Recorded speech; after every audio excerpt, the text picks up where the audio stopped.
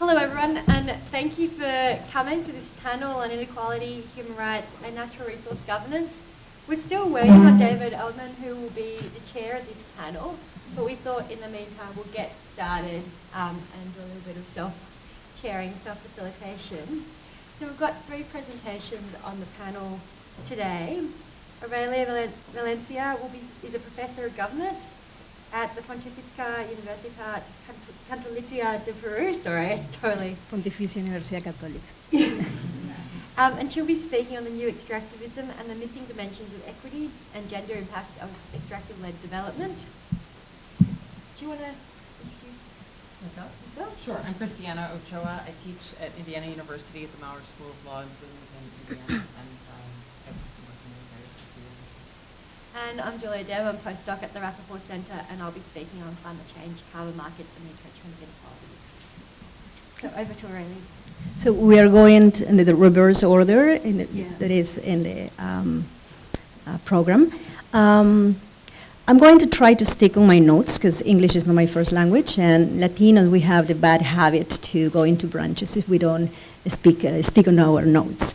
So the paper I'm presenting entitled "Deconstructing the Promise of Inclusive Equality Under Neo-Extractivism, Lessons from Peace and Women Activism in Ecuador," seeks to intervene in the debates over the contribution of extractive-led development or natural resource development in order to reduce one of the greatest ills of the Latin American region, the persistence of poverty, inequalities, and social exclusion.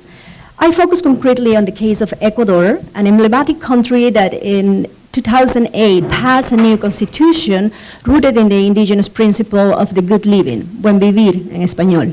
The good living, in essence, entails a political commitment to confront social injustices in a way that integrates the respect for cultural difference, enhancing representation of historically subordinate groups, and the protection of nature, with a specific goal to break in the historic dependency on oil extraction in this country, as it was stated in the Ecuadorian National Plan for the Good Living. Nonetheless, as some of you that know the context of Latin America, or may not know the context of Latin America, under the government of President Rafael Correa, so-called the socialism of 21st century, the reliance on oil exploitation and large-scale mining exploration has not been decelerated but increased. To justify this policy turn, President Correa often highlights the benefits of a new extractive industry, one that is described as to work in tandem with sustainable development goals, with a greater presence of the state in order to provide fiscal revenues funding the social programs that are necessary to exiting poverty and reducing inequalities. So in other words, the new extractivism is presented as good for equality, is endorsed as a necessary and unavoidable ally in order to advance in what is often called inclusive development. So the goal of my paper is to reflect upon the paradoxes and contradictions that are inherent in the association of neo-extractivism with the idea of inclusive equality. I argue that the promotion of extractive-led development in Ecuador, due to its exclusive focus on material equality, tend to overlook the impact of this model of development in other important dimensions of equality pertaining cultural recognition, political participation, and gender equality, which is the specific goal of my paper. And as such, it risks aggravating existing inequalities and reinforces patterns of social exclusion in spaces allocated to mineral resource extraction. So how to do this assessment? So to illustrate my point, I draw on a multi-level contextual model to assess the idea of inclusive equality rights. This model was developed by constitutional scholar Colleen Shepherd, who is based at McGill University in Canada. I implemented Shepherd's model in the case of women defenders of Mother Earth, a peace and women anti-mining organization from Cuenca, Ecuador, based upon which I conducted my postdoctoral field research in 2014. The usefulness of Shepard's model is that it allows understanding equality not only as a concrete act or outcome, but fundamentally as a systemic and relational phenomenon. So the purpose of the model is to map the different local and global interconnected sources, events, social practices, and institutional processes that germinate the conditions that for making inequality and social exclusion an enduring social problem. So the model consists, as you can see in the slide, of a three-layer evaluation that starts from the bottom up. This is examining the micro context by drawing on people's narratives and experiential knowledge to understand their particular daily experiences of inequalities and social exclusion. Next, it moves up to the meso-context to evaluate how these stories of inequality and exclusion are also linked to institutional processes, particularly in relation to decision-making processes. And then she connects that to the macro context to examine how such inequalities are also interconnected to and resulted from economic discourses, specific political traditions, historical processes that operate at the national and global level. So a little bit of the introduction of the women of my case study. So Women Defenders of Mother Earth is a grassroots organization that concentrated its activism on getting the government to cease two mining projects, the Rio Blanco and Quimsacocha, not only due to their potential environmental impacts in the nearby agricultural-based communities, but also because both concessions, as they argue, were granted without implementing a proper consultation processes, supported by unreliable environmental impact assessment studies, and overlap natural protected areas called páramos andinos. And such the forests of Moyeturo, Moyepongo, and Cajas National Park, respectively. Cajas National Park was recently declared by UNESCO as one of the World Biosphere Reserve. And according to Ecuadorian Constitution, you cannot do mining activities in areas, in protected areas. And there is a whole discussion of, particularly in Latin America, and Christina can also talk about that, maybe, that there is a serious concern of doing mining, particularly in páramos, because those are like water reserves and important, particularly for agricultural communities. So to assess how the neo-extractivism impacts the spaces, aspirations, and economic dynamics of women from this organization, I informed my application of Shepard model by a set of interviews I collected with members of these organizations, interviews with other key informants, in addition to policy and discursive analysis. The ultimate idea to apply this model was to visualize the complex web of interconnected factors that, as a whole, create barriers that make the realization of inclusive equality rights, in this case, a daunting process. So due to time constraints, I'm going to focus only on the most representative barriers. So at the macro level, for instance, my interviews with women defenders of Mother Earth reveal that although these projects are still in exploratory phase, they are already causing tensions within their families, divisions in their communities, due to a series of practices carried out by mining companies, such as the promises of jobs, which are predominantly male-oriented, and the cooptation of local leaders to support their activities. This is why when women step out their traditional roles as housewives to defend the right of their community to be consulted and to defend their livelihoods, they are often treated as ignorants and by those who defend mining activities. They are also accused of being obstructionists of progress and job opportunities. And just to give an example, one of my interviewers referred to being humiliated in a public meeting when she was told that a peasant woman is not capable of making political decisions. This is the job of professionals such as economists and lawyers. So this is particularly problematic if we compare numbers. For instance, the contribution of the oil industry in Ecuador to job generation nationwide is less than one direct job and 20 indirect jobs for every $1 million in exports. By contrast, according to the Ecuadorian Institute of Popular and Solidarity Economy, microbusiness in agriculture and local tourism, among others, contribute with 48.9% of national employment, particularly benefiting women in rural areas. So despite this reality, national and local authorities keep promoting the benefits of new extractivism in terms of job creation, making invisible how detrimental this industry can be, particularly for rural women employability. So the persistence of this machista idiosyncrasy, along with mining companies' prioritization of male-oriented jobs, are among the factors that conceal the aspirations and needs of women, and in turn further exacerbates their social exclusion. So now turning into the meso-level analysis, one can realize that these micro-realities are part of a more complex problem. And this problem originates in the very abandonment of the political project for the Buen Vivir to endorse a socialism of the 21st century committed to primarily satisfy material equality. And this has manifested, among others, in the government lethargy to implement prior consultation mechanisms and environmental impact assessment studies as tools to guarantee substantive political participation and enhance environmental governance, and the subsequent criminalization of those who complain.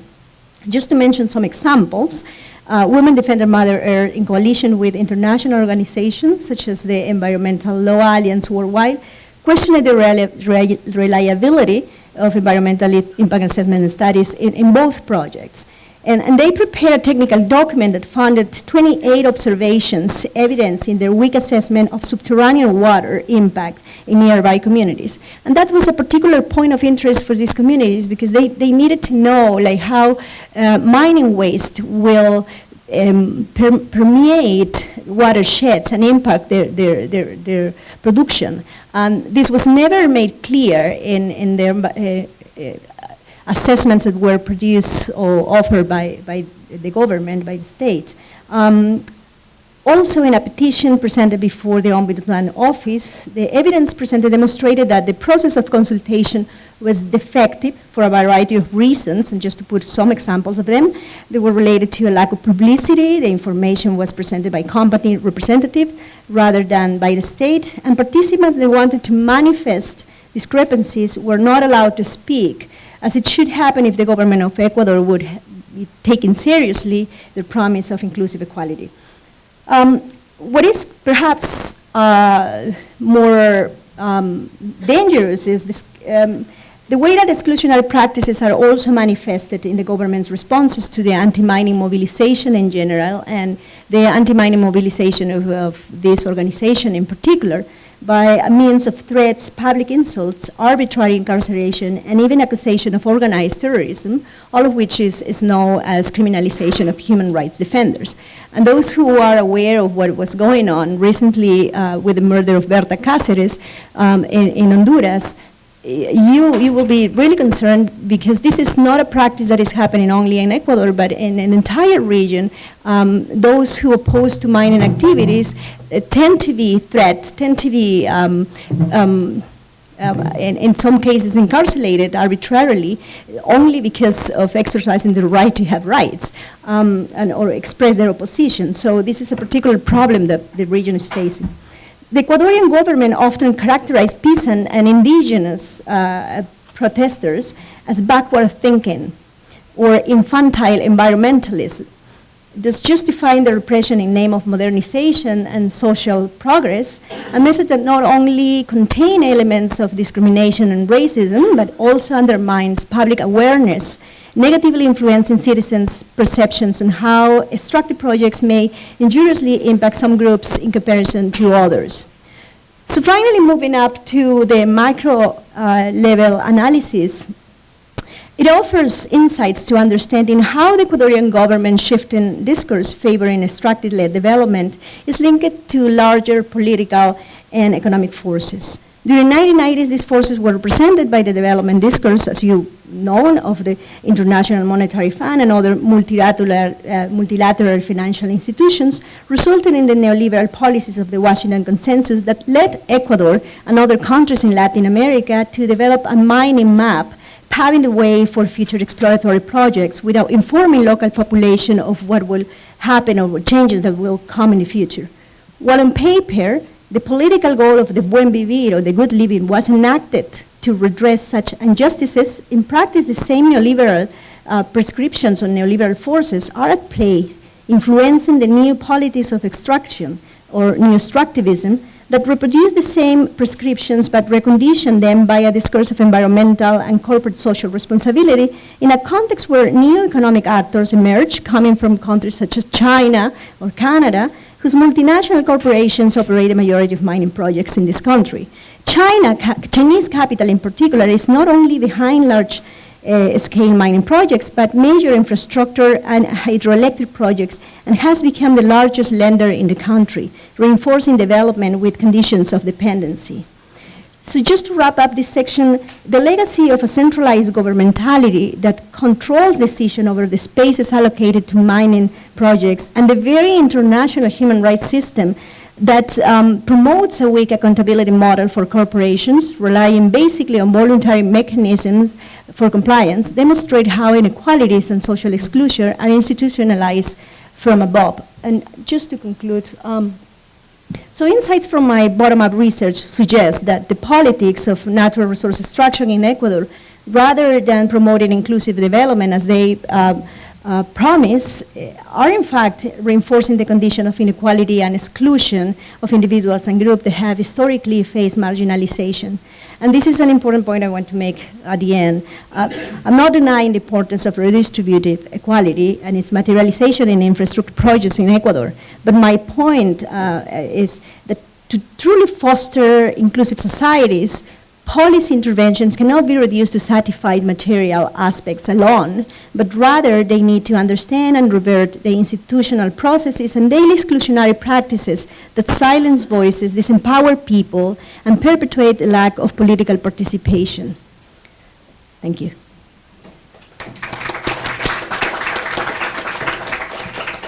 Okay, thank you very much, and I just want to apologize.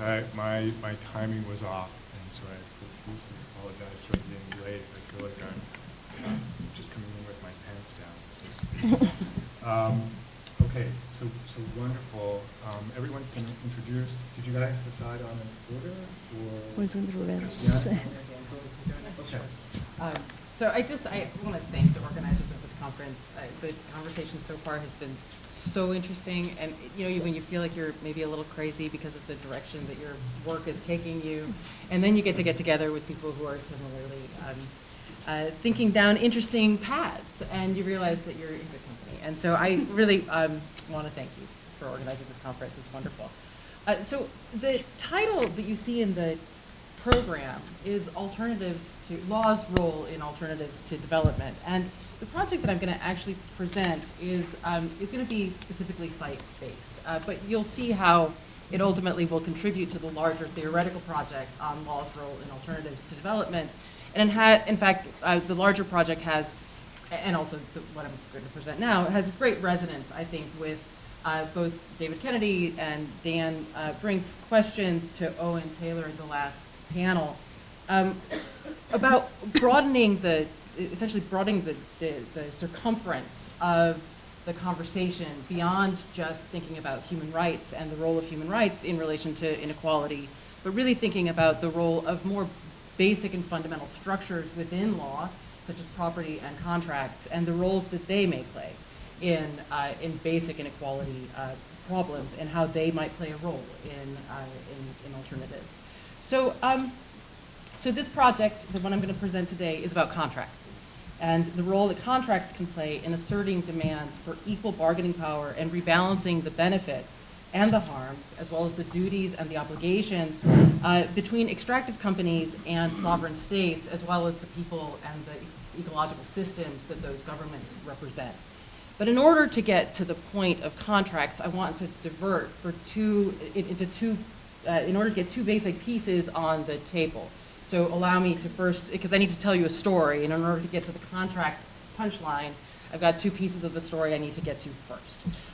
The first is about the emergence of sort of startling emergence of interest in deep sea mining And the second is about the country in which this project is based, which is Vanuatu, a small island archipelago nation in the South Pacific. So first on seabed mining. So starting in the 1960s and the 1970s, a large, enormous find of mineral and rare earth wealth was found on the bottom of the ocean, all over, both the Pacific, the Atlantic, all of the oceans. That wealth comes in primarily three forms: manganese nodules, ferromanganese crusts, and seafloor massive sulfides. And because of the tremendous wealth on the bottom of the ocean, in 1978 and 1979, there was a really significant exploratory mission to try to determine both the viability of extracting that wealth and also the cost of extracting that wealth. That mission was extremely costly and largely a failure. And so the prospect of being able to access that mineral wealth was largely ascribed to the realm of science fiction, something that may eventually happen, but no time in the immediate future. However, there was great attention on the Convention of the Law of the Sea and the development of the International Seabed Authority to how the extraction of those resources might eventually be regulated, at least with respect to what's called the area, so non-sovereign waters, or non-sovereign seabed. Let me talk very quickly about two categories of regulatory environments. The first is that international environment, and the second, or non-sovereign environment, and the second is territorial waters and sovereign spaces. So with respect to international waters, which is the space generally referred to as the area, that space is governed by the International Seabed Authority, which is actively giving licenses for exploration of the seabed. So 1.2 million kilometers of the ocean, of the area, have been allocated to exploration of the seabed by mining companies in cooperation with sovereign states, which is the way that area will be explored and ultimately extracted. With respect to territorial waters, each coastal country has 12 miles of territorial water, after which there's 200 miles of exclusive economic zone, and after that there's another 150 nautical miles of extended continental shelves. For both the exclusive economic zone and the extended continental shelf, the sovereign coastal state has control over the seabed of that territory.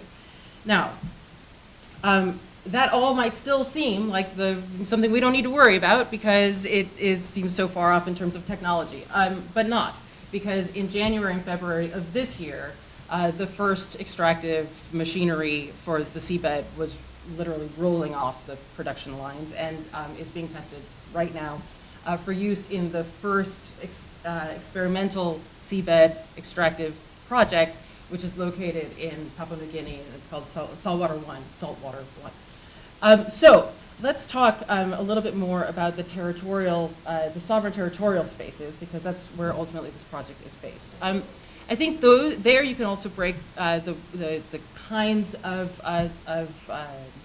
spaces into two. One is relatively regulated and the other is relatively unregulated. And I can't say regulated and unregulated because neither would be actually accurate. So with respect to the relatively regulated spaces, those exist in a few very, sort of predictable locations. The United States, Australia, New Zealand are three countries that have been, in which there have been requests for access to the territorial waters that are relatively regulated, both because of those countries' experiences with land-based mining and also because they've developed their own regulatory system for seabed mining. So in the United States, we have the Outer Continental Shelf Lands Act that is administered by the National Oceanic and Atmospheric Administration, NOAA. And in New Zealand and Australia, they have similar analogous structures. So both with respect to constitutional structure and legislative structure and regulatory capacity and institutions, in some coastal states there is some structure.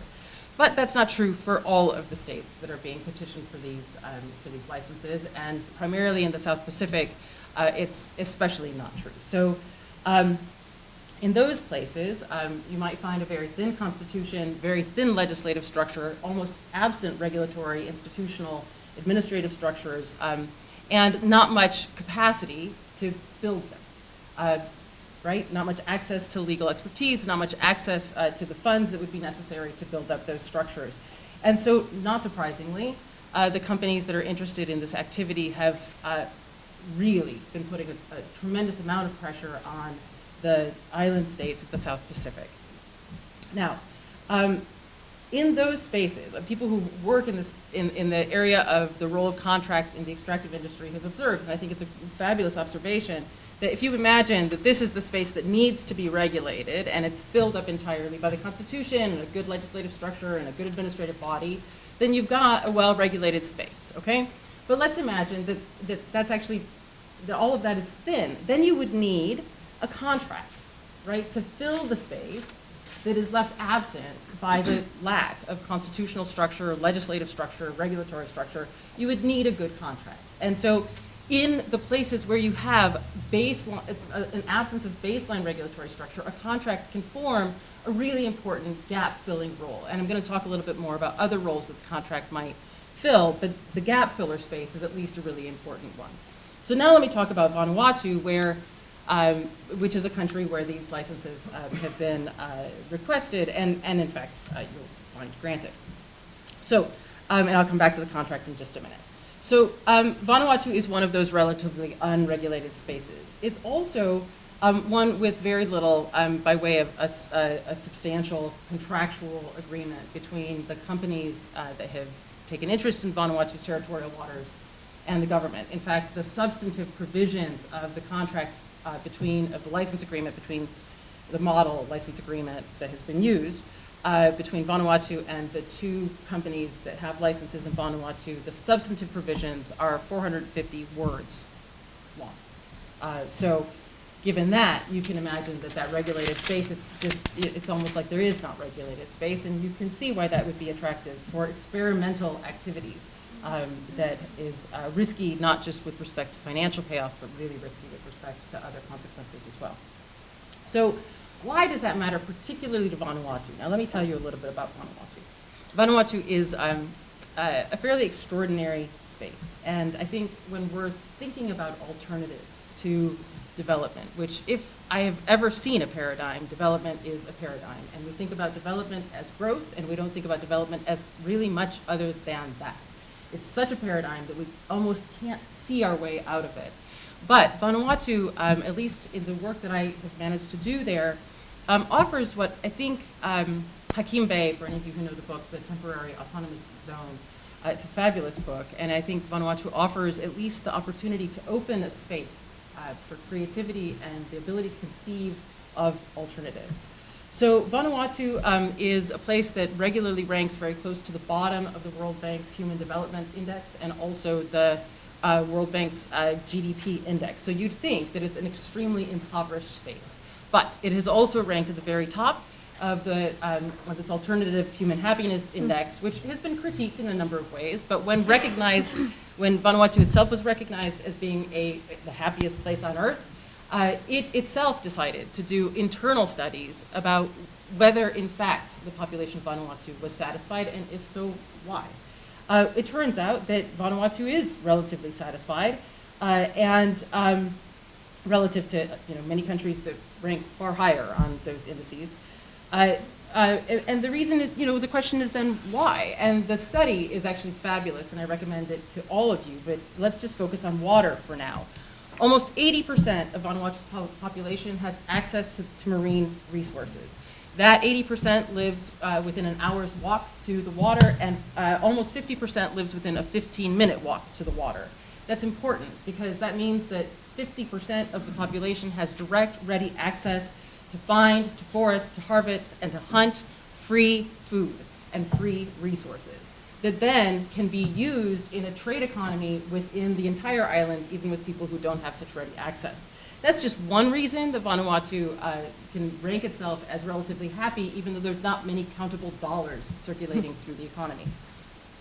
Okay, so that, along with other discernible and what we would call non-cognizable property and cultural practices, are among the reasons that Ni Vanuatu people find themselves as self-classified as self-satisfied, despite that low ranking on the HDI and GDP indices.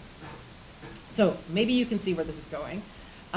Because Vanuatu is also one of those places that is very rich in natural resources in its marine territory, or sorry, I should say in its seabed. It does not have a lot of experience with mining on land, but it does have resources in its sea, and so it has become very interesting to Nautilus Minerals and Bismarck Mining, which are the two experimental mining companies that are very interested in Vanuatu. And yet it has almost nothing by way of regulation because it's got not much experience. So there is a mining code and it's being reformed. And in addition, because of a recognition that not just Vanuatu, but 14 other South Pacific Island states needed regulatory assistance, the European Union funded the Secretariat of the South Pacific, an NGO, to design a model regulatory structure. That sounds good, except for the fact that it has been widely criticized. And I have a great quote here, but I won't read it, about the ways that it has been criticized. And it's stunning, actually, the contents of the regulatory structure that's being designed by the DSM, the SPC DSM project, because of course there are already frameworks and models they could have used, like the one offered by the United States legislation, that just simply don't appear there. And so that really does raise questions about whether we're trying to actually create a system of sovereign equality, or whether we're trying to re-entrench a system of sovereign inequalities. Okay, so in that space, the contract is a crucial gap filler. And a contract, I think, can do a few really important things. It should always, as we, I think, recognize, provide the structure for a stable and predictable relationship between the parties. That is essential. But it can do other things, too, that I think are more creative. It can, for example, empower both parties in the negotiation to realize that they have something of real value. So you always wonder, why are these states signing away their natural resources at such a low value? And one of the classic rhetorics is that the companies have the machinery and the technical expertise to be able to extract what would otherwise be worthless dirt, right? But when you can extract it, then it becomes valuable. It's true for the countries too, right? Without the minerals, the machinery and the expertise is itself worthless. So creating a space in which there's actual equity in the negotiations, I think, is very important. Also, the critiques about free prior informed consultation processes as being nothing but administrative processes that ultimately will result in a contract that is not good for the population.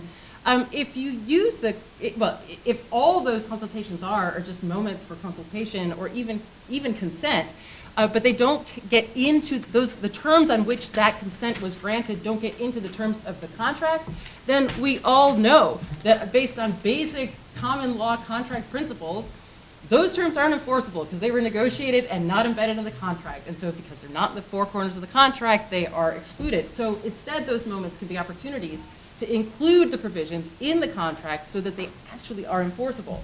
And then finally, and I'll leave off here, contracts can be relatively nimble and flexible relative to legislation. So they can embed innovative developments in thinking about how to govern natural resource projects.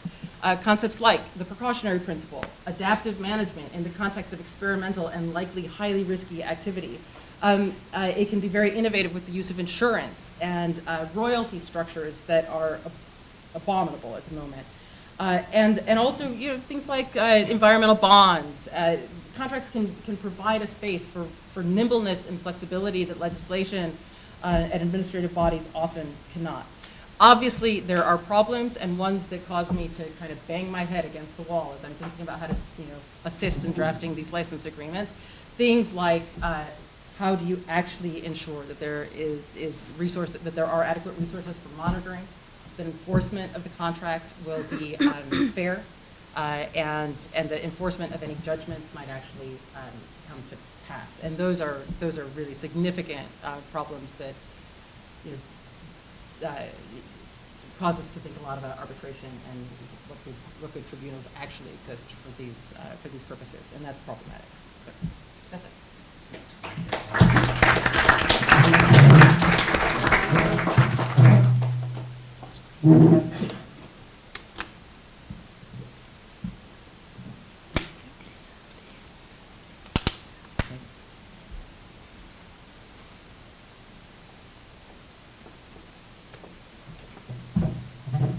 Thank you.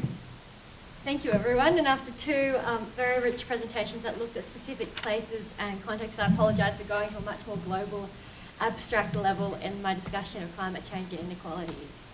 But I'll start with just by foregrounding that it's widely recognised that climate change raises profoundly important questions about social justice, equity and human rights across countries and across generations. The dynamics of climate change also raise acutely the global dynamics of inequality. And this was highlighted in a media briefing on extreme carbon inequality that was released by Oxfam during the recent Paris Conference of the Parties of the United Nations Conference, Framework Convention on Climate Change, in December last year.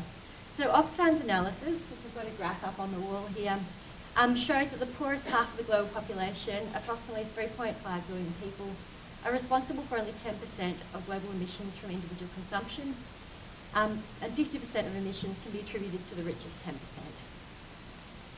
In another recent working paper, Lucas Chantal and Thomas Piketty examined the distribution of CO2 between 1998 and 2013, and they found that while global carbon inequalities have decreased over this period, inequalities within countries have actually increased. So they found that the richest 1% of Americans, Luxembourgians, Singaporeans and Saudi Arabians were the highest emitters in the world, with annual per capita emissions of 200 tonnes of CO2 per annum, while the lowest income groups in Honduras, Mozambique, Rwanda and Malawi had per capita emissions of 2,000 times less, at 0.1 tonnes of CO2 per year. And the temporal dimension accentuates these inequalities if we look at emissions over time and take into account historical emissions and not just emissions in the present. The inequalities that saturate the problem of climate change reside not only in culpabilities of climate change, but also in differentiated vulnerabilities to its effects.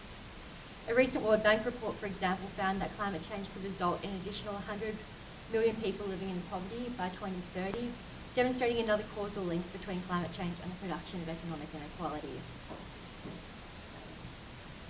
At the heart of the climate justice analysis is the awful discrepancy between the nations and the individuals who historically and currently have the greatest greenhouse gas emission rates and those who have made a negligible carbon impact on the atmosphere.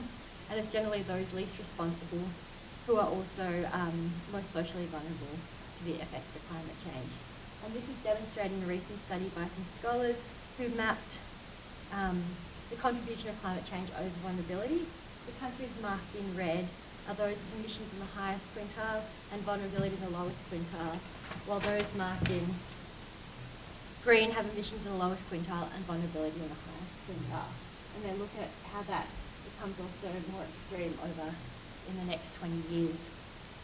And this inequality has been widely recognised in reports by the Intergovernmental Panel on Climate Change and the International Climate Negotiations. And the principle of common but differentiated responsibilities that was articulated as early as 1992 in the Framework Convention speaks to a way of trying to mediate some of these inequalities. And these questions have also been central to climate justice perspectives that have focused on the distributional questions about relative responsibilities, burdens and vulnerabilities of climate change policies. There is now also an emerging consensus that climate change threatens the full enjoyment of a wide range of human rights, including the rights to life, health, water, food, housing, development and self-determination. Yet these discourses on climate change and human rights, I argue, have an uneasy relationship to the climate justice critiques, such that the two can't be conflated into one another. So while reports on climate change and human rights almost always discuss how climate change has a disproportionate effect on many disadvantaged, marginalised, excluded and vulnerable individuals and groups, such as women, children, persons with disability, those living in extreme poverty, Indigenous peoples and displaced peoples, the human rights frameworks generally treat these vulnerabilities as a given rather than themselves as produced by relations of power and the processes of political economy. And further, the human rights reports often tend to remain silent about the causes of climate change, treating it as an external threat to society that affects everyone, rather than something that's socially produced and itself reflective of social dynamics of power. So that is, the root causes of both climate change and the vulnerabilities that accentuate often remain outside the human rights focus and frame of analysis. In this paper, I want to look at 3 different ways in which human rights have been invoked in discussions on climate change. Firstly, the generalist framework about the need for mitigation action. Secondly, in relation to human rights impact of mitigation measures, specifically carbon offset schemes. And finally, in claims made by those affected by climate change against the companies most responsible. I argue that the first example shows how human rights frameworks could, but often fail to, highlight differentiated mitigation obligations. The second example shows how human rights frameworks could ideally consolidate the reproduction of these inequalities in marketized responses to climate change. And my final example, in contrast, shows how the language of human rights, when deployed in a more specific rather than a universalist register, might provide an avenue for redress that ameliorates some inequalities. I overlay this discussion with the discussion of some of the provisions of the Paris Agreement that was reached in December 2015. The Paris Agreement has a contradictory engagement with human rights, as Halal mentioned yesterday. Due to pressures exerted by the United States, Norway and Saudi Arabia during the drafting process, human rights language was removed from the objective sections of the agreement in Article 2 and was moved to the preamble of the agreement. The preamble does, however, now note that parties should, when taking action on climate change, respect, promote and consider their respective human rights obligations. This dual inclusion-exclusion sparked both protests from Indigenous pay activists who paddled down the Sian River to protest the removal of their rights from the main part of the agreement. But in a recent report, John Knox, the Special Rapporteur on Human Rights and the Environment, celebrated the fact, and I quote, "The Paris Agreement is the first climate agreement and one of the first environmental agreements of any kind to explicitly acknowledge the relevance of human rights. For him, this is something that's worth celebrating, even if it is only the beginning." So my first example concerns the human rights position advanced that strong climate action is necessary to safeguard human rights, and the promotion of an argument that a negative duty not to violate basic human rights calls for at minimum an urgent and stringent mitigation regime. There is, however, in such a cause, claims much less focus on how responsibility for mitigation action should be distributed. Yet this question of distribution of responsibility has been central to climate justice concerns and key to critiques of the Paris Agreement. Central to these climate justice critiques of the Paris Agreement is the fact that the mitigation pledges put forward by the countries, which are called intended nationally determined actions in UNFCCC speak, would put the world on track for 2.7 to 3.4 degrees of warming, dangerously overshooting the agreement's own objectives to limit warming to an increase of 2 degrees and to pursue efforts to limit the temperature increase to 1.5 degrees. So this graph from the UNFCCC working paper demonstrates how emissions will, even under the agreement, if properly implemented, will continue to rise. So key to the climate justice criticisms of the Paris Agreement is the form this agreement took and its architecture, namely its organisation around bottom-up, country-driven, specific mitigation pledges. This framework imposes no obligation that countries accept responsibility for meeting at least their fair shares of the global mitigation effort. And whilst it's increasingly clear that all countries will need to take action and accept responsibility for climate mitigation, the concept of fair shares points to the fact that some countries have greater capacity to take action and others, normally the same ones, also greater responsibility to do so due to their responsibility for emissions and a history of building economic power, infrastructure and institutions from high emissions development pathways. So a recent civil society assessment of the nationally determined contributions found that all major developed countries fell well short of their fair shares, while the majority of developing countries have made mitigation pledges that exceed or broadly meet their fair shares. And that's sort of another graph from their report that demonstrates that assessment similarly. Returning to the human rights reports, in a recent report, John Knox suggested that the duty of international cooperation can provide a framework considering the application of human rights and climate change at the international level. And this duty of international cooperation, he writes, is universal. However, it does not require each state to take exactly the same actions in response to climate change. He endorses the principle of common but differentiated responsibility, central to the UNFCCC, and notes that particular responsibilities, necessary and appropriate for each state, will depend in part on its situation. He draws an analogy to the distinction in state human rights obligations and the concept of progressive realisation in economic, social and cultural rights. The position he articulates could provide a means of critiquing the inadequacy of the mitigation commitments put forward at Paris and the fact that they do not represent a fair share of an international duty of cooperation. However, the human rights framework posits capacity to take action as a key basis of differentiation rather than, and therefore sidelines attention to differentiation based on culpability or responsibility for climate change. As such, the human rights framework addresses some aspects of the inequalities in relation to climate change and use of iteration. However, at the same time, it marginalises and obscures other parts of these inequalities and evading the claim that the past still has a claim on the present in these obligations. So,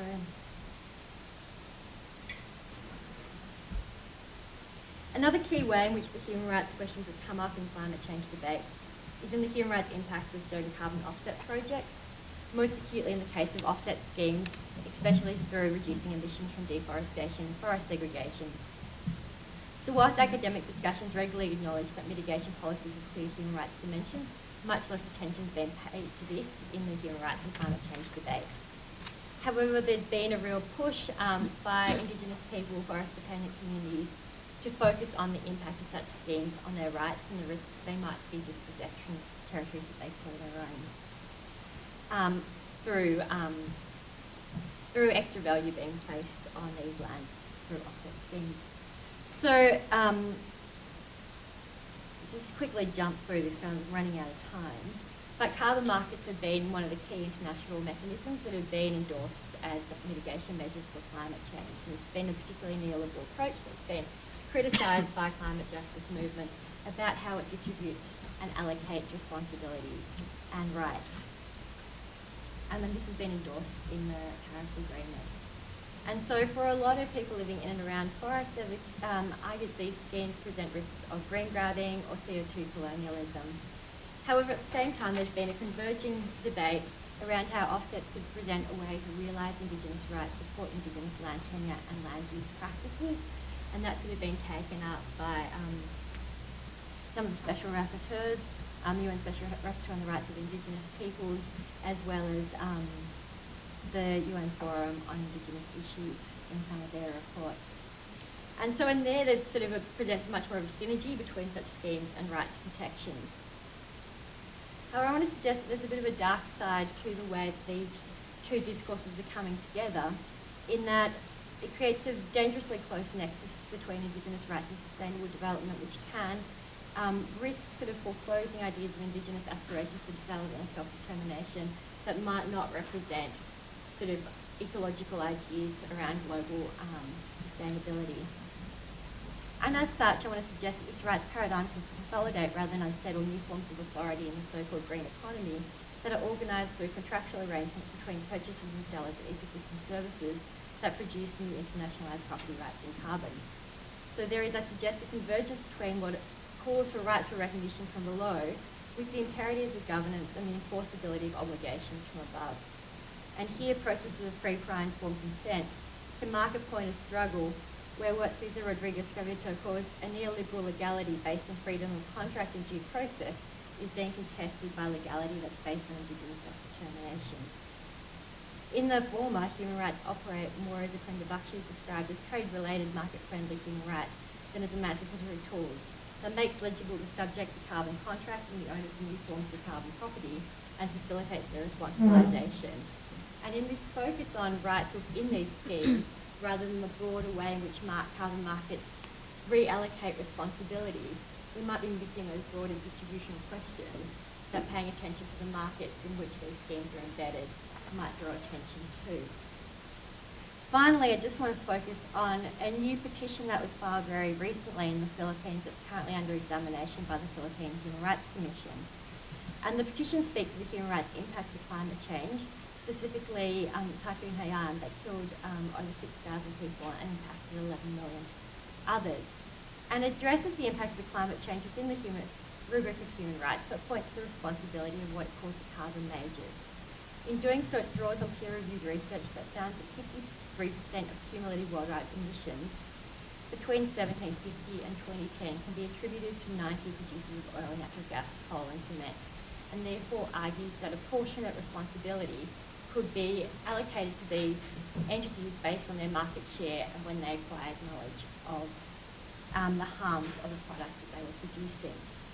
And this, I want to suggest, is an example in which the human rights discourse provides a way in which those most affected by climate change can speak to those who generated the crisis, even if the remedies that would come out of it, namely an investigation by the Human Rights Commission, fall far short of what would be necessary to prepare for increasingly frequent and increasingly severe storms. However, I've got much more scepticism about the deployment of human rights language to address global climate change in a more encompassing manner, in ways that seek to direct or influence a universal or global framework, because in such measures, often the inequalities that are at the heart of the climate crisis have been obscured and have been omitted. This framework of we're all in it together, in some ways, minimises the impact of the inequalities that are really at the heart of the crisis.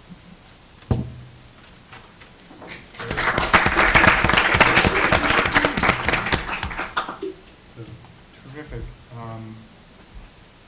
As I was sort of thinking through the different presentations, my initial thought was that they sort of fit together really nicely. Although I think now that you guys have spoken, it's sort of jumbling the way I was thinking about it. I was sort of thinking that Areli's would be sort of the local, Julia's would be somewhere in between, and Christiana's would be the more theoretical view. I'm wondering now whether a different way to frame things is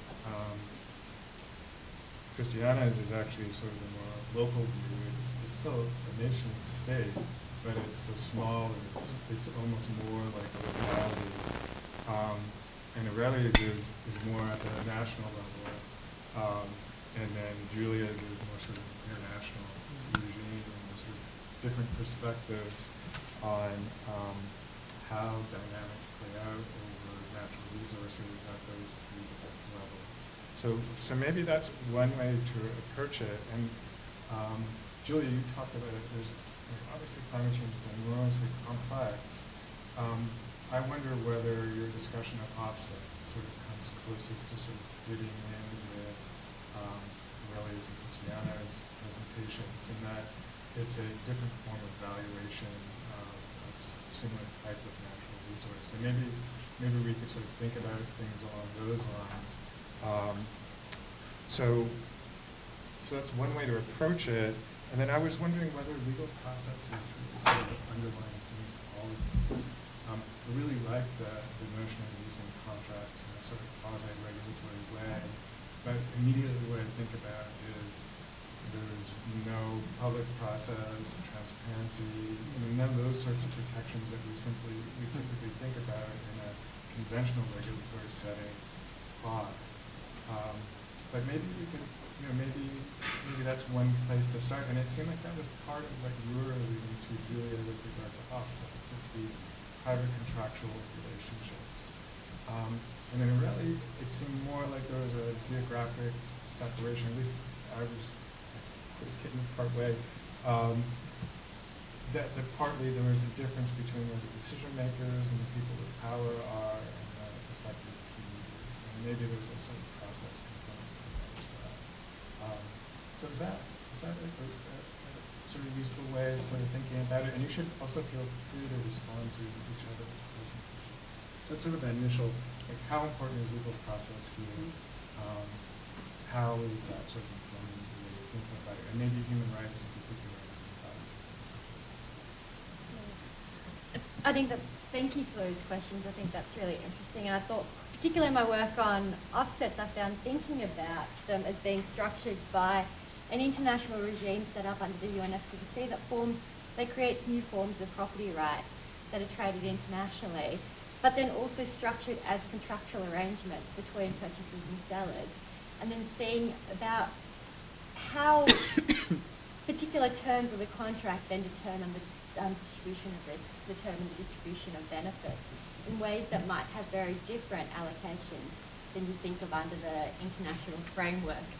And that really sort of helped me rethink what's going on with a lot of these processes too, that maybe the dynamics is not so much about exclusion of people, but creating contractual subjects who can be engaged in this new green economy. And then the question then becomes about what forms of differential inclusion and disciplinary inclusion are being included, what might be some inequalities that are being produced through these legal mechanisms and these modes of inclusion, rather than just focusing on the dynamics of dispossession as well, which is the way that it often been talked about previously. I also really appreciate the question, especially because I think that it accentuates some of the assumptions that we have about contracts and how they're negotiated, and also makes some assumptions about the way that legislation comes into being, right?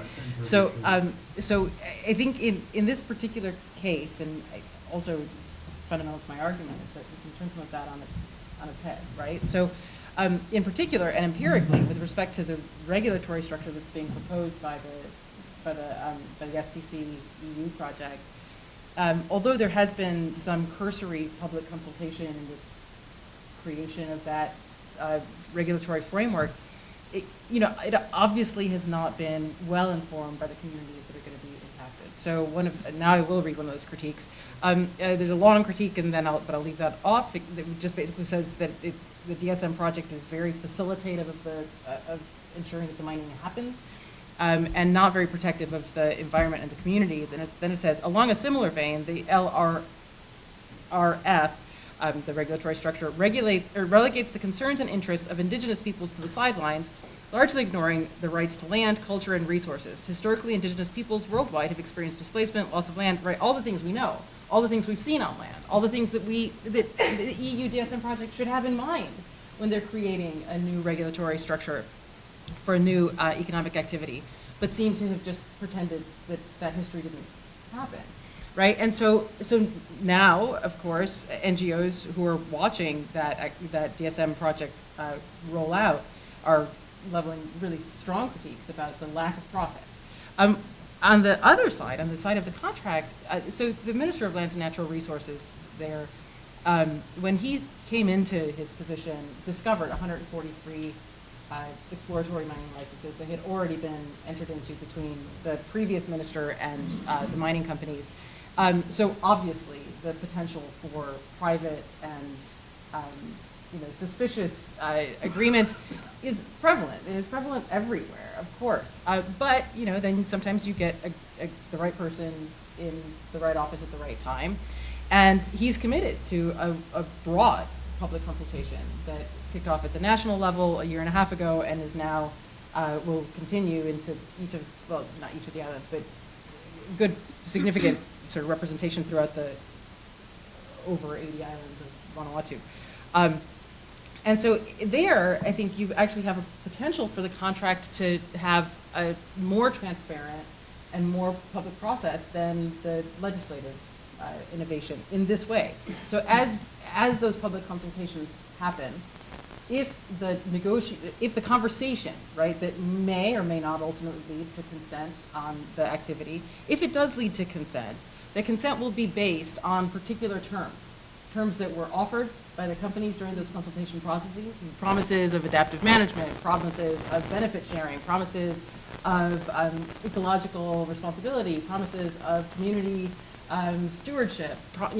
These are promises that they made at the first national consultation, but of course are not anywhere in the contract that they actually have in place right now. But I've got it on record, and it's going to be in the contract now if they're going to sign it, right? And so in that way, the contract can embed the public consultation process.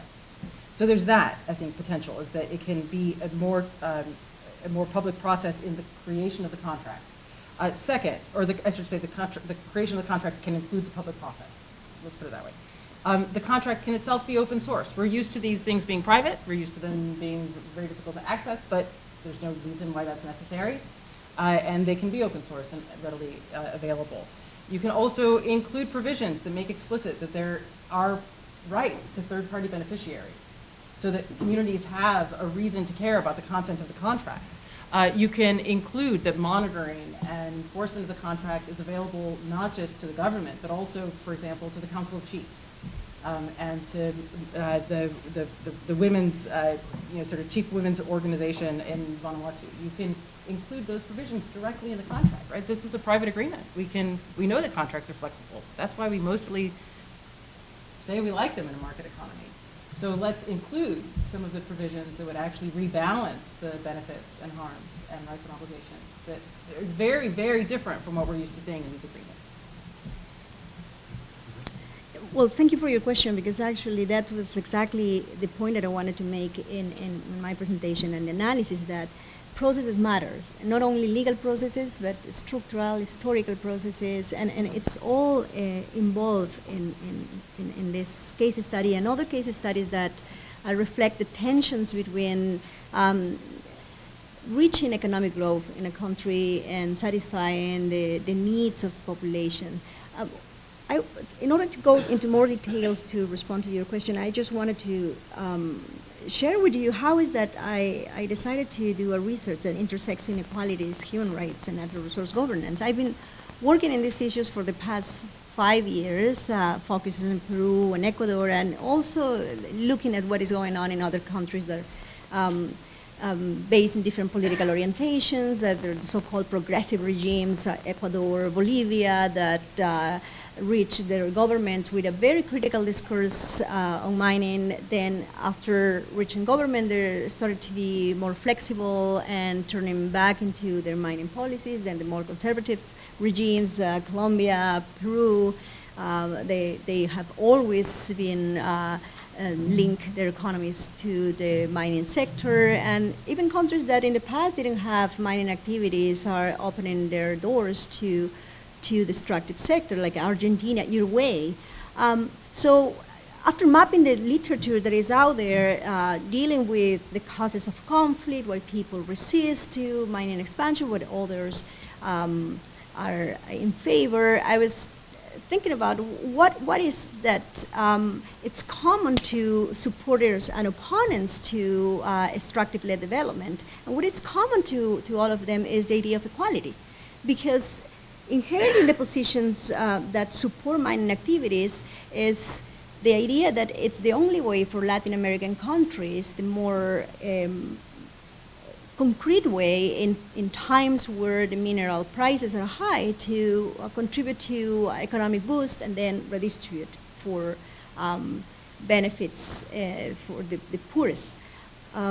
Whereas those who oppose mining activities using the language, strategic language of human rights, also claim equality in the dimension of recognition of cultural difference, particularly indigenous people, participation in decision-making processes, the right to prior consultation is at the top of their claims and demands, and also redistribution. And as soon as, and there are various cases, as soon as the mineral rents are benefiting specific provinces where mining is developed, there started to be other kind of conflicts. As who benefits, how do you use of these resources, who are the people in power that are going to decide like, how to use, and a lot of corruption, of course.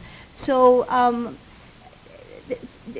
what you see here is that how to create a way to make or to build bridges to those who are opponents and those who are in favor is through enhancing or processes to making more clear how institutional processes, weak institutionalism in some countries is at the core of not finding ways to really interact with those who oppose and those who want to pursue mining as a good for nationwide.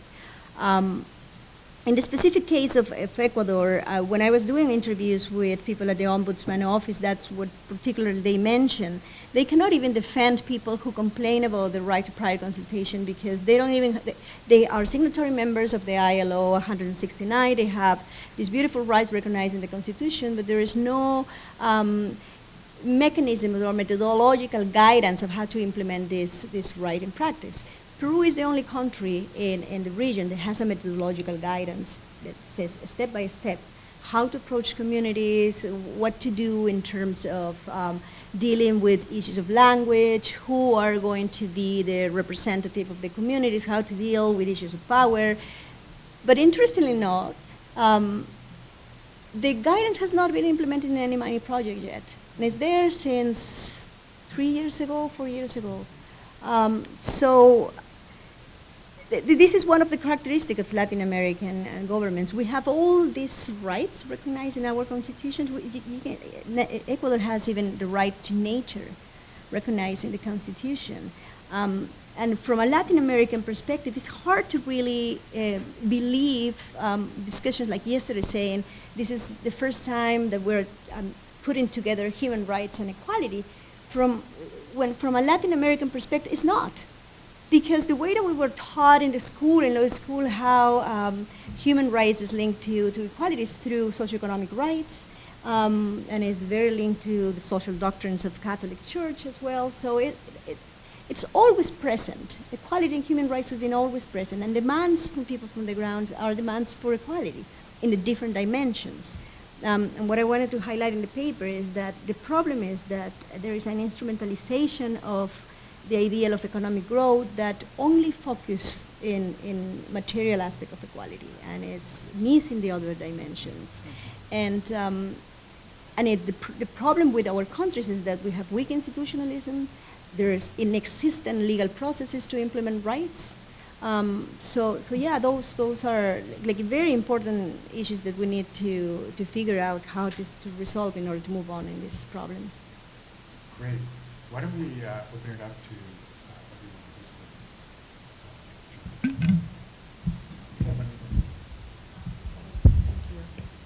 everyone? Thank you very much, but I came late, so I couldn't listen to reports, which I'm very much interested in. I'm going to tell something about a little bit more the Paris Agreement, because I was there and I struggled strongly about the language of the preamble, and I failed badly. So that was the language in preamble, respect, protect, and consider. Have you ever heard consider human rights? What happened to fulfilling? They completely, and nobody criticized on that. They all slip away. They celebrated, including my fellow special rapporteurs. They didn't say anything. What's the difference between fulfill and consider? It's anyway in the preamble. Maybe they didn't care. The another thing is there was no right to food anywhere. There's the health, there's other things, but they did deliberately excluded because agro-industry was extremely present in Paris. They didn't want to make anything. They emphasized more production. It was in the anyway framework convention. They didn't need to do that. So I'm very, very critical about the Paris Agreement in relation to inequality. The way in which they negotiated the agreement, it was completely outside of the regular. The French diplomats are extremely successful to give you a place to listen you.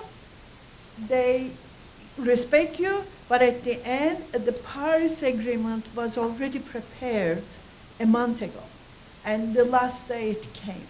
So it is a kind of, for me, it's a travesty of the international law, the way in which so I'm very against it. One question is about, I wonder whether you deal with this RED and RED Plus, because it's extremely human rights issues, and biofuel, one of the adaptations, which very much against the people's right to food, and never comes to the conversation whether or not did you look at the mitigation and adaptation process, that it's very much human rights unfriendly.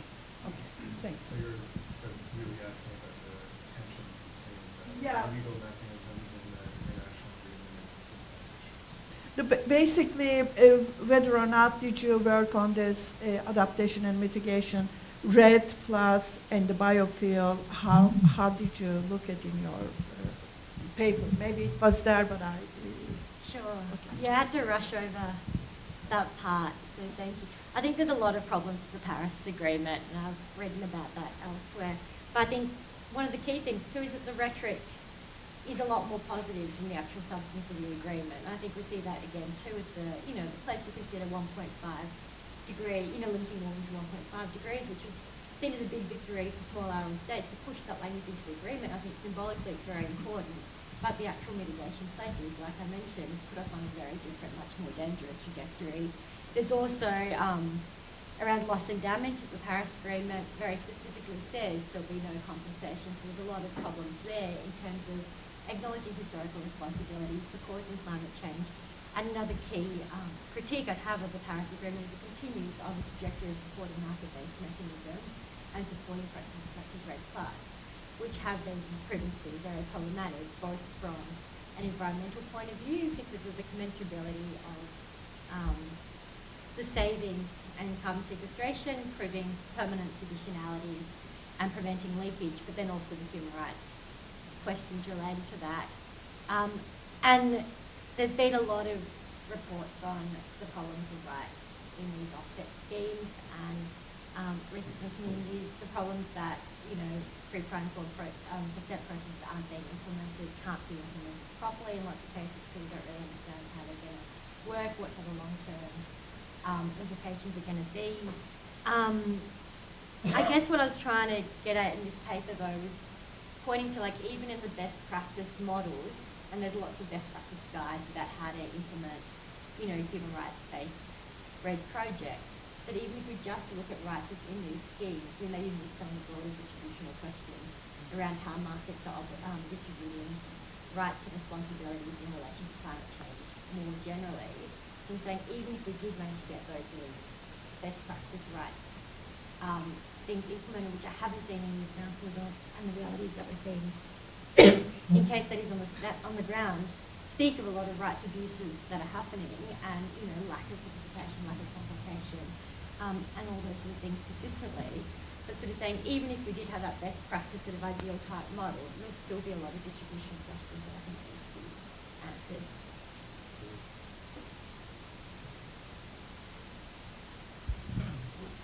Now, I have a couple of questions. First is to Areli about what's going on in Ecuador, because I wonder, this socialism in the 21st century sounds in very many ways a very old idea, the idea that you just go for growth as a way of developing your way out of poverty. And I just wonder whether there's an element of ducking the question of the difficult task of redistribution. And essentially, I think that's what was happening in Venezuela as well. Let's just sell a lot of oil and use that rather than dealing with the question of class inequalities within or redistributing wealth from rich to poor. And I wonder if that's a criticism that's been made by people opposing this sort of new extractivism. And my question also to Christiana is about Vanuatu, that what I mainly know about Vanuatu is from my fields as refugee law and migration is, of course, that it's one of the most vulnerable nations to rising sea levels. And it just strikes me as rather odd, to say the least, that the government is now entering into agreements about mining offshore. And I just wondered whether that has come up. How do people sort of reconcile the fact that they are at the very sharp end of climate change and environmental destruction of their nation, of their whole existence, and how they marry that up with the mining? And also, maybe I missed it, but you were this point about the happiness index, the way in which they can exploit the sea and so forth. And I just wondered, well, the mining is likely to pollute the sea, and how do they reconcile that? And I just wonder, in sort of contractual element, what is it that they think they are going to get, given that it's about the threat to their livelihood? Should I start? Okay. Just to give a little bit of background,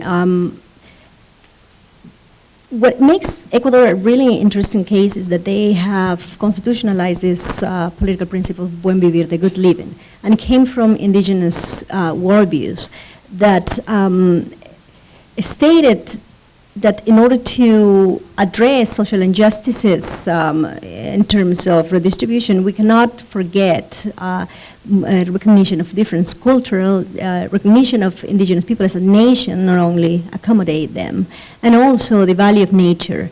So all was clear, politically speaking, and in the population during the first government of Rafael Correa. Then things started to change, and you can see in the evolution of the different Ecuadorian plans for the good living. The first one, the one from 2009 to 2013, makes clear that we need these three dimensions of equality.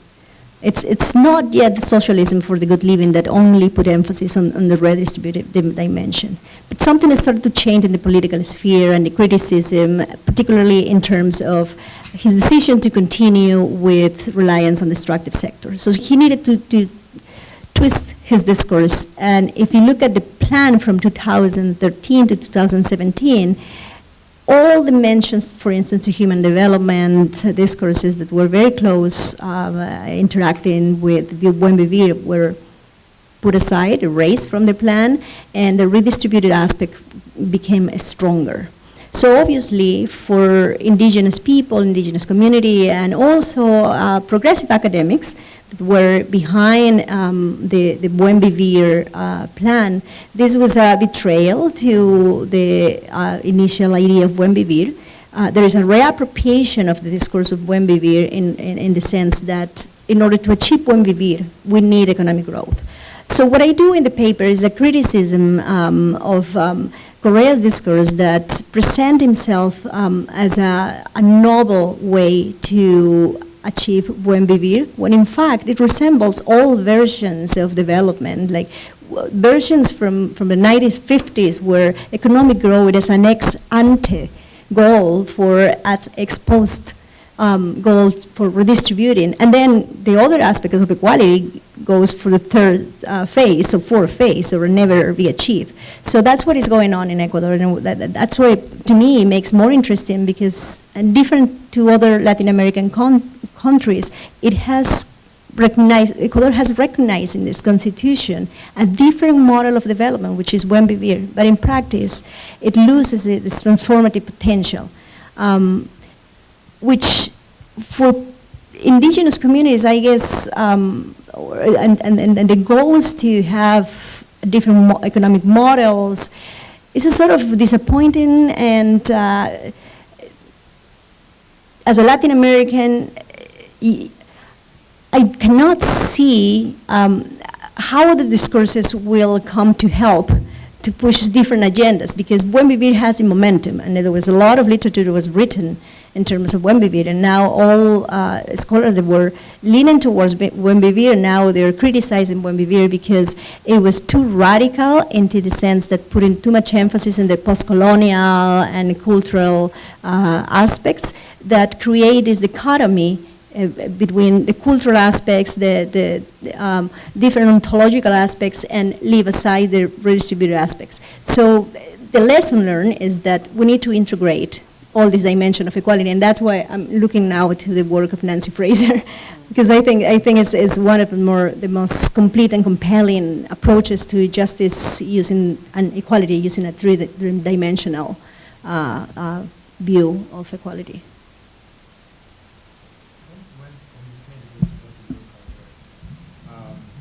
Do you think because of the scale and the stakes of these big development projects that the actual consideration of distributed issues get left behind? It seems like to be more your story. And Christiana, you seem much more optimistic. And maybe that's in part because the economic imperatives aren't as dire as significant as they are for you.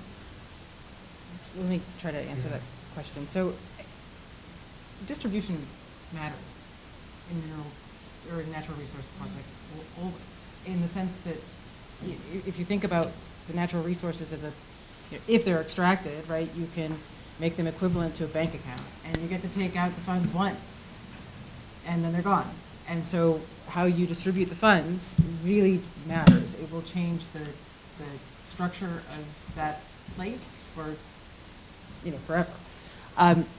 So distribution matters everywhere. Why am I more optimistic? Well, I'll tell you, I don't know whether, I mean, I'm generally an optimistic person, so that might be the reason. That might be the difference. And not that you're not. I didn't mean to say that. No, but so let me just give you, first you have to actually have a benefit before you have anything to distribute. So in the case of Vanuatu, the only kind of tax that they have is a value-added tax. For this kind of mining, there will be no value-added tax. There will be no tax. The royalty is extremely low. Usually in these systems, you see if you have a high tax benefit, you have a relatively low royalty.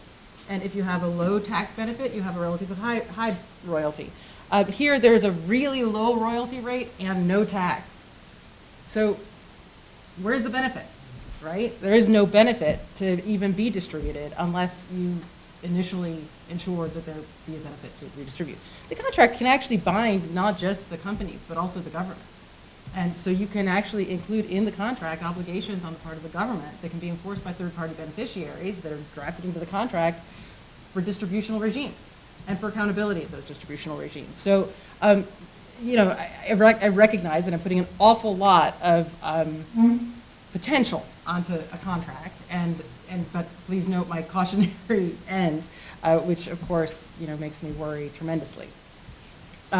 Okay, so to try to answer your question, yeah, it's, you know, so the day after this 3-day-long kickoff to the national consultation, there was a forum, a workshop on sea level rise. They're present together all the time in a place like Vanuatu, in all of those South Pacific Island states, right? The Cook Islands is, you know, in the New York Times for sea level rise, and also is sitting on, I'm going to forget now the exact amount, but it's like 5 million tons of manganese nodules that is, you know, translatable into tens of billions of dollars. So one option is, well, you know, more and more of our territory is going to be underwater, so we may as well extract what's going to be underwater. Or you might take a more optimistic position, right? And in Vanuatu, anyway, there is, you know, as I mentioned, at least a space to be thinking about alternatives to growth, and a desire to articulate those and to implement them into national policy as well. And so, you know, I think that is a fundamentally optimistic approach to a situation that is, you know, that is measurably, you know, day by day or year by year grave. You know, so I want to suggest, well, with respect to happiness and the ocean and mining, that is also, you know, an issue, right? So people have a relationship to the ocean. That's undeniable in a place like Vanuatu. And it's a really intense relationship to the ocean. There's the material relationship, but when you live that close to the ocean, you surely have another kind of relationship with the ocean. The concern about mining in that territory is significant.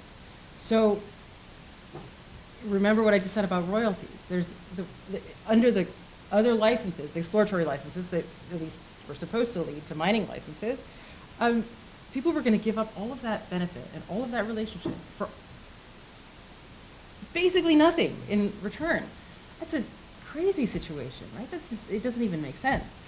So instead, to take the opportunity to do proper and full actual consultation processes that then include the terms of those, the consent that's granted into the contract in a way that's not excludable by parole evidence rules, right, that's actually enforceable, seems like a way to at least, and that recognizes the equal negotiating power of both entities so that you can actually ask for this content.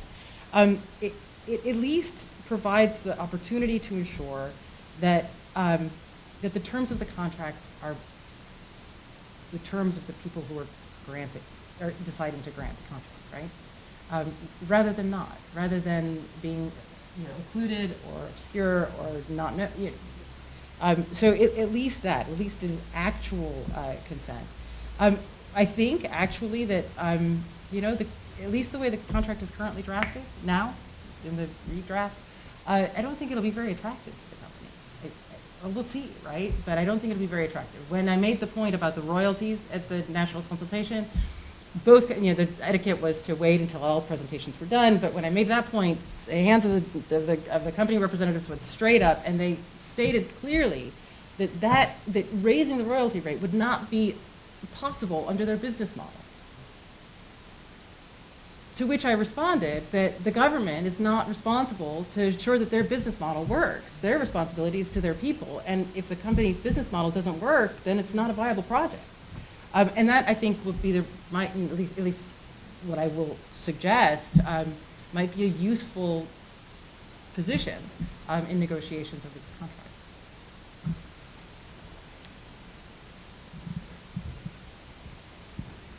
I'll just be respectful and blunt.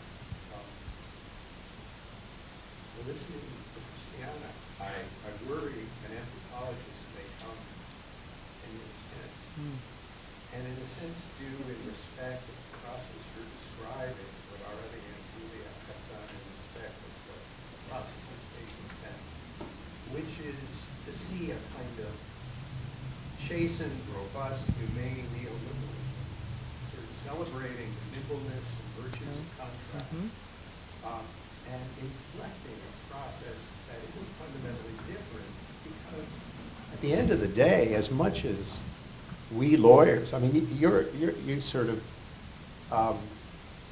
you have the best of a great international lawyers' enthusiasm for the technologies of contract to open a space for a more equitable, egalitarian, humane exploitation of the replaceable resources. And I'm just saying, I would hate to see, your student come back and do a somber critique of, the sort of enthusiasm about the reform potentials of those technologies. Yeah. Often at gatherings around extractive resource issues, I'm struck how awkward it is to be the voice, and it's often an indigenous sort of people's advocate to say, leave it under the water. It's so much more simple-minded. It's so much like a primitive Luddite, and it so often is the right answer, in spite of all the sort of thoughtful, contractual innovations. So I love that critique. In fact, it's such it is fundamentally, it has to be sort of the heartbeat of any work that you do on the kind of contract that I'm trying to assist with. If you don't have that as the heartbeat of the work, then you're doing it wrong, I think. I think the place to start is that a valid negotiating position is no, or not now, right? That is fundamentally the place to start. And then, only then, can you start to think about, well, if we actually think about allowing this activity to go forward, right? I am accepting the value that I understand that people in Vanuatu place on the ocean. So I take that as information that I have received from them, and using that value, try to take that 450-word document that currently exists and transform it into something that, if that work were to go forward, what would you actually need in order to make that valuable, worthwhile, right? A fair exchange. I absolutely agree with your critique. I think it's entirely correct. And so my first response is to start with no, or not yet. And then if there is a significant popular desire because of other imperatives to allow for some extraction to go forward, right, in order for there to be some revenue, then on what terms, right? And how do you ensure that those terms actually are enforceable? And that's I absolutely agree that that is already a compromised position from the position of no. But I also know that it's a significant improvement on 450 words that have no substantive value.